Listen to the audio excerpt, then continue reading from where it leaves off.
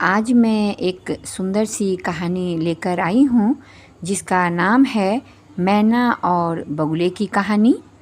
तो इस कहानी में मैना के परिवार से बगुला का परिवार बहुत नफ़रत करता है, घृणा करता है और अपने परिवार में अपने बच्चों को भी मैना के बच्चों से दूर रहने को कहता है।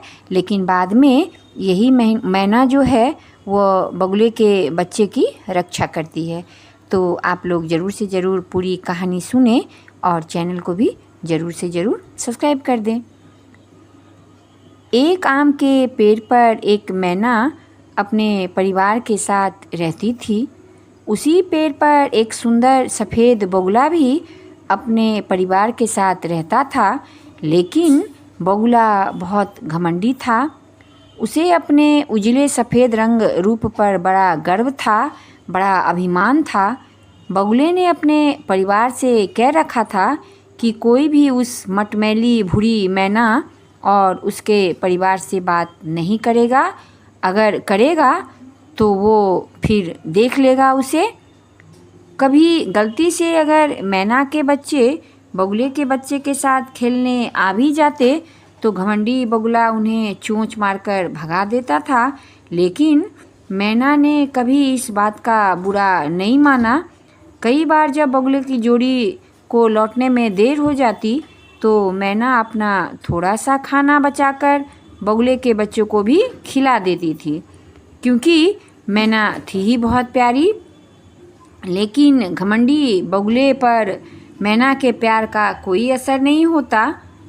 एक बार मैना ने बगुले को यह भी कहते सुना कि उसका परिवार कितना उजला, सफ़ेद, लंबा और सुंदर है और मैना का परिवार कितना बदसूरत, छोटा, भूरा और काला भी है। तो इसलिए उससे दूर रहो, उससे दोस्ती बढ़ाने की ज़रूरत नहीं है। यह सुनकर मैना दुखी ज़रूर हो गई, लेकिन फिर भी उसने बगुले की कभी बुराई नहीं की। उसे लगता था एक ना एक दिन शायद वो अपनी अच्छाई से बगुले के दिल को ज़रूर जीत लेगी। एक दिन की बात है, बारिश का मौसम था। पास की नदी में बाढ़ आई हुई थी और बगुले को नदी से अपने बच्चे के लिए कुछ भी भोजन नहीं मिला। मजबूर होकर बगुला माता पिता बहुत दूर के तालाब में खाना ढूंढने चले गए। शाम होने लगी लेकिन बगुला जोड़ी नहीं लौट पाए। बारिश तेज होने लगी। तभी अचानक हवा का एक जोरदार झोंका आया और जिस डाली में बगुले का घोंसला था वो डाली चरमरा कर टूटने लगी। बगुले के नन्हे नन्हे बच्चे डर के मारे जोर जोर से रोने चीखने लगे। तो बच्चों का रोना सुनते ही मैना जल्दी से बगुले के घोंसले में आई और उसने देखा कि बगुला के तीनों बच्चे जोर जोर से रो रहे हैं। तो मैना ने तीनों बच्चों को सहारा देकर अपने घोंसले में ले आई।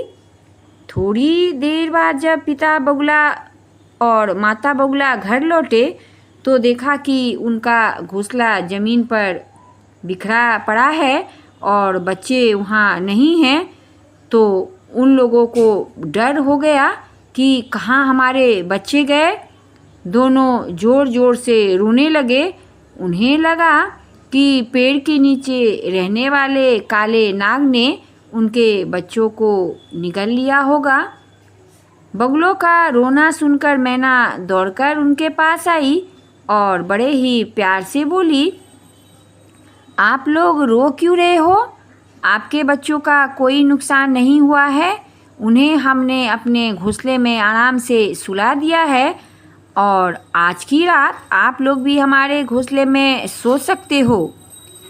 मैना की मीठी बातें सुनकर दोनों बगुलों की आंखों में आंसू आ गए और दोनों ने मैना और उसके परिवार के साथ किए गए बुरे बर्ताव की माफ़ी मांगी और कहा, मैना बहन, हमने तुम्हारा समय समय पर बहुत अपमान किया है। तुम्हारे रूप रंग का भी हमने बहुत मजाक उड़ाया है और यहाँ तक कि हमने अपने बच्चों को भी तुम्हारे बच्चों के साथ खेलने से मना किया है। हम दोनों ने बहुत बड़ी गलती की है, लेकिन इसके बाद भी तुमने आज मेरे बच्चों की जान बचाई। तुम्हारा हृदय सच में बहुत बड़ा है और तुमने आज हमारे ऊपर, हमारे बच्चों को बचाकर बहुत बड़ा उपकार किया है। तुम्हारे उपकार को हम ज़िंदगी भर नहीं भूलेंगे। तो यह सुनकर मैना बोली कि इसमें उपकार की क्या बात है। मैंने तो अपना कर्तव्य किया है कि बच्चे छोटे थे और रो रहे थे और घोंसला भी गिरने ही वाली थी, तो मैंने उन सबों को अपने घोंसले में रखा। तो तुम लोग चिंता मत करो, मुझे तुम्हारी आदतों से और व्यवहार से कोई दुखी नहीं है और तुम्हें पश्चाताप है, यही तुम्हारा सबसे बड़ा दुख है। और उसके बाद दोनों एक दूसरे के गले लगे। तो दोस्तों, सच में लोगों का जो रंग रूप को देखकर कभी भी उसको ये नहीं सोचना चाहिए कि उसका रंग रूप खराब है। हो सकता है रंग रूप खराब हो, लेकिन दिल उसका बहुत अच्छा हो। तो कैसी लगी ये छोटी सी बगुला और मैने की कहानी? आप लोग ज़रूर से ज़रूर एक बार चैनल को भी सब्सक्राइब कर दें। धन्यवाद।